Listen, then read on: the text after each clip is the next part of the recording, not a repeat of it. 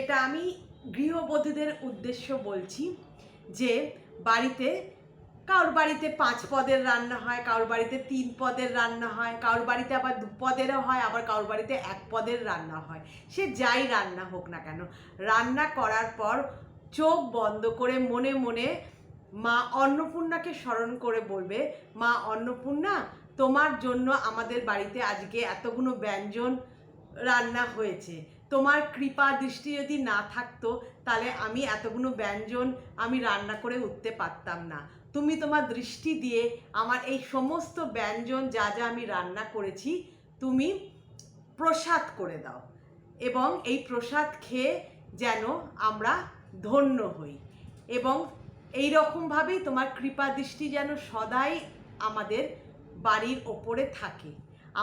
আমি আমার বাড়ির লোকেরা যেমন খেয়ে পড়ে বেঁচে থাকতে পারি। কেমন? Thank you.